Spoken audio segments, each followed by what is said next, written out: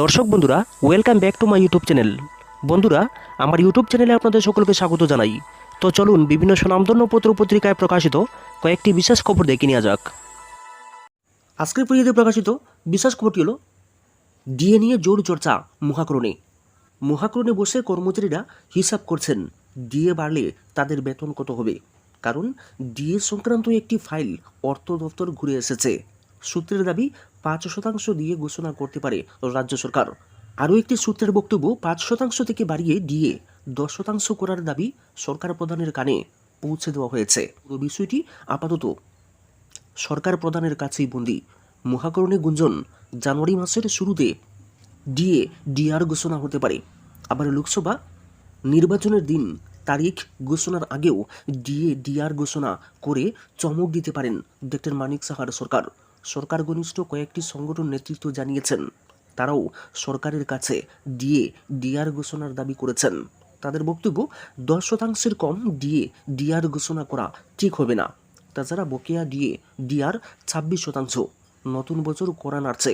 আবার কেন্দ্রীয় সরকার আরেক দফায় ডিএ ডিআর ঘোষণা করলে রাজ্যের সঙ্গে ব্যবধান আরও বেড়ে যাবে।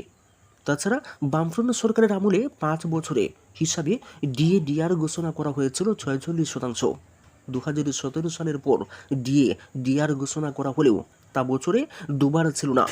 বামফ্রন্ট সরকারের আমলে জানুয়ারি ও জুলাই মাসে ডিএ ডিআর ঘোষণা করা হতো।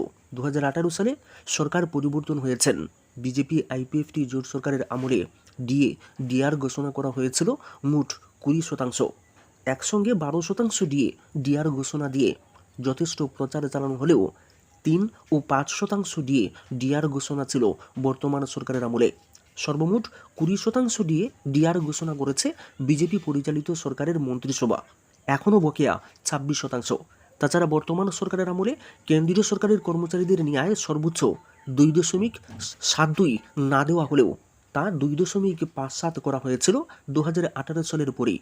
কেন্দ্রীয় সপ্তম বেতন কমিশন হুবহু দেওয়া হয়েছে রাজ্যের কর্মচারীদের, তা সরকার ঘনিষ্ঠ কর্মচারী সংগঠন নেতৃত্ব বলছেন না। তবে 2018 সালের পর রাজ্যের শিক্ষক কর্মচারীদের পাওনা করি মিটিয়ে দেওয়ার ক্ষেত্রে সরকার অনেকটাই আগের সরকার থেকে এগিয়ে, তা সমন্বয় সমিতির নেতৃত্ব স্বীকার করবেন। আবার বামামূলে ডিএ ডিআর ব্যবধান শূন্যে নামিয়ে আনা হয়েছিল। সব মিলিয়ে রাজ্যের কর্মচারীদের মধ্যে চর্চা শুরু হয়েছে ডিএ ডিআর নিয়ে। লোকসভা নির্বাচনের আগে রাজ্যের কর্মচারীদের জন্য ডিএ ডিআর ঘোষণা করা হবে, তাই এক প্রকার নিশ্চিত কর্মচারী সংগঠন নেতৃত্ব। সামাজিক ভাতার আওতায় আরও 29,410 জন। টিঙ্কু, নতুনভাবে আরও 29,410 জনকে সামাজিক ভাতা দেওয়ার সিদ্ধান্ত নিয়েছেন রাজ্য সরকার। আজ অর্থাৎ শনিবার মহাকরণে সাংবাদিক সম্মেলন করে এই কথা জানিয়েছেন সমাজ কল্যাণ ও সমাজ শিক্ষা মন্ত্রী টিঙ্কু রায়। তিনি জানিয়েছেন, রাজ্যে বিজেপি আইপিএফটি সরকার প্রতিষ্ঠিত হয়ে কী করে আরও বেশি সংখ্যক মানুষকে সামাজিক ভাতা আওতায় আনা যায় সেই লক্ষ্যেই নিরন্তর প্রয়াস চালিয়েছিল। আগের সুবিধাভোগীদের রেখেও বর্তমান সরকার আরও 29,410 জনকে 2,000 টাকা করে প্রতি মাসে এই ভাতা দেওয়ার সিদ্ধান্ত নিয়েছেন। নতুন বছরেই তা কার্যকর হবে। সব মিলিয়ে রাজ্যে মোট ভাতা প্রাপকের সংখ্যা হলো 4,10,078 জন। নতুনভাবে 29,410 জনকে 2,000 টাকা করে ভাতা দিতে গিয়ে রাজ্য সরকারের ব্যয় হবে 786 কোটি টাকা। নতুন ভাতা প্রাপকদের মধ্যে স্টেট ওল্ড এজ পেনশন প্রাপকের সংখ্যা 14,197 জন। রাজ্য বিধবা পেনশন ভাতা প্রাপকের সংখ্যা 1,653 জন। বিধবা এবং স্বামী পরিত্যক্ত ভাতা প্রাপকের সংখ্যা 5,388 জন। 45 বছর পর্যন্ত অবিবাহিত মেয়েদের ভাতা প্রাপকের সংখ্যা 420 জন। দিব্যাঙ্গ ভাতা প্রাপকের সংখ্যা 1,946 জন এবং অন্যান্য ভাতা প্রাপকের সংখ্যা হল 5,806 জন। মন্ত্রী জানিয়েছেন, লোকসংখ্যার নিরিখে সারা দেশের মধ্যে ত্রিপুরাতেই সবচেয়ে বেশি সামাজিক ভাতা প্রাপক এবং 2,000 টাকা করে ভাতা দেওয়া হচ্ছে, তা দেশের মধ্যে সর্বোচ্চ। এদিকে নতুন ভাতা প্রাপকের তালিকায় ঘোষণা বিলম্ব হয় একটা সময়ে আবেদনকারীদের মধ্যে কিছুটা বিভ্রান্তি তৈরি হয়েছিল। অবশেষে আজ এই ঘোষণা হওয়ায় সুবিধাভোগীরা বিভ্রান্ত মুক্ত হয়েছেন। অন্যদিকে বিভিন্ন সময় সামাজিক ভাতা প্রাপকেরা নির্ধারিত সময়ে ভাতা না পাওয়া নিয়ে নানা অভিযোগ করেন। এই ব্যাপারে রাজ্য মন্ত্রীকে জিজ্ঞাসা করা হলে তিনি জানিয়েছেন অনেক সময় কেন্দ্রীয় শেয়ারের অর্থ যথাসময়ে না আসা সহ বিভিন্ন টেকনিক্যাল কারণেও ভাতা প্রদানে কিছুটা বিলম্ব হয়। তবে সুবিধাভোগীরা যাতে এ নিয়ে কোনো চিন্তা না করেন তারও আহ্বান জানিয়েছেন তিনি। এই দিনের সাংবাদিক সম্মেলনে দপ্তরের আধিকারিকরাও উপস্থিত ছিলেন। এগিয়ে চলো সংঘের ৩৫তম শিশু মেলার শুভ আরম্ভ। প্রকৃত পরিবেশে বেড়ে উঠলেই বিকশিত হবে আগামী প্রজন্ম। ডক্টর মানিক। প্রতি বছরের ন্যায় এই বছরেও শিশু মেলার আয়োজন করল রাজধানীর মেলার মাঠ স্থিত এগিয়ে চলো সংঘ। এই বছর এগিয়ে চলো সংঘের ৩৫তম শিশু মেলার সূচনা হয়েছে শ্যামসুন্দর কং জুয়েলার্সের সহযোগিতায়। শনিবার বিকালে মেলার উদ্বোধন করেছেন রাজ্যের মুখ্যমন্ত্রী ডক্টর মানিক সাহা। এই উদ্বোধনী অনুষ্ঠানে উপস্থিত ছিলেন শ্যামসুন্দর কং জুয়েলার্সের ডিরেক্টর অর্পিতা সাহা, এগিয়ে চলো সংঘের সভাপতি সহ অন্যান্যরা। শিশু মেলার উদ্বোধনী অনুষ্ঠানে বক্তব্য রাখতে গিয়ে মুখ্যমন্ত্রী ডক্টর মানিক সাহা এগিয়ে চলো সংঘের ভূয়সী প্রশংসা করেছেন। মুখ্যমন্ত্রী বলেছেন, যেভাবে শিশুদের গড়ে তোলা হবে তারা সেইভাবেই গড়ে উঠবে। শিশুদের বেড়ে ওঠার জন্য প্রকৃত পরিবেশ দরকার। বর্তমান সরকার সেদিকে নজর দিয়ে কাজ করে চলেছেন। ত্রিপুরা রাজ্যে যেন শান্তির পরিবেশ থাকে সেই দিকে লক্ষ্য রেখে সরকার কাজ করে যাচ্ছেন। সকলকে নিয়ে সামনের দিকে এগিয়ে যেতে পারলে তবেই ত্রিপুরা এগিয়ে যাবে। এদিন শিশু মেলাকে সামনে রেখে আগরতলা শহরে কচিকাচাদের নিয়ে বর্ণাঢ্য মিছিলের আয়োজন করা হয়েছিল এগিয়ে চলো সংঘের তরফ থেকে। বিভিন্ন সাজে সজ্জিত হয়ে শিশুরা এই র্যালিতে অংশগ্রহণ করেছিলেন। লোকসভার জন্য প্রস্তুতি নিচ্ছে বিজেপি, সেজে উঠছে প্রদেশ মোর্চা, হৃদস্পন্দন বাড়ছে জেলা সভাপতিদের। পরপর দুইবার রাজ্যের ক্ষমতার মসনদে বিজেপি বসলেও এখনও দল সাংগঠনিকভাবে যথেষ্ট দুর্বল। নরম ভিতের উপরে দাঁড়িয়ে আছে দলের সংগঠন। দলের সাংগঠনিক শক্তি বৃদ্ধির জন্য দলের প্রদেশ কমিটির সাংগঠনিক রদবদলের দাবি বহু আগে থেকে সাধারণ কার্যকর্তারা তুললেও বিভিন্ন কারণে সাংগঠনিক পরিবর্তন বা রদবদলের বিষয়ে দলকে বারে বারে সিদ্ধান্ত বদল করতে হয়েছে। আর এতে করে যতদিন গড়িয়েছে দল সাংগঠনিক দিক থেকে ততই দুর্বল হয়েছে।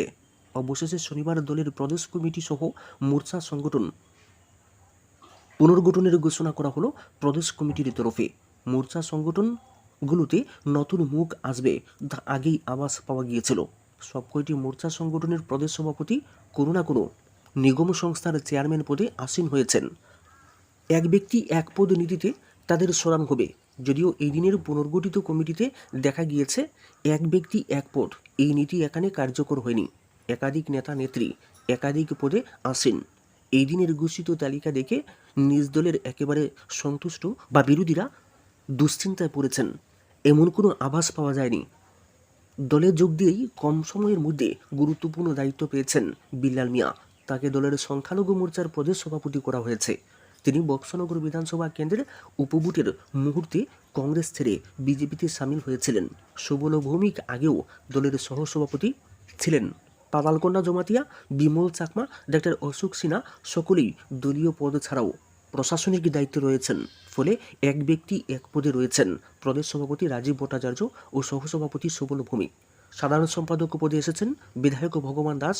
যুব মোর্চার প্রদেশ সভাপতি সুশান্ত দেব, তিনি বিধায়ক।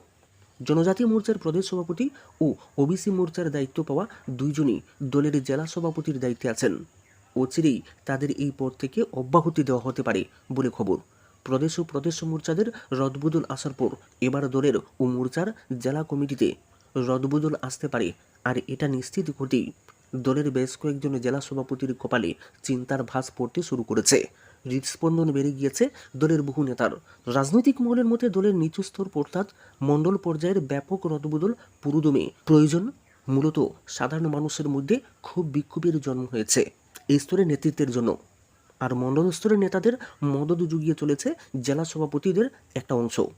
24 লোকসভা নির্বাচনকে সামনে রেখে দলের যে সাংগঠনিক রদবদল শুরু হয়েছে সেটা আরও অনেক আগে থেকে শুরু করার প্রয়োজন ছিল বলে অভিমত রাজনৈতিক মহলের। রাষ্ট্রীয়করণে প্রকাশিত বিশেষ খবরটি হল উপমুখ্যমন্ত্রীর পদ নিয়ে মতায় টাগ অফ ওয়ার।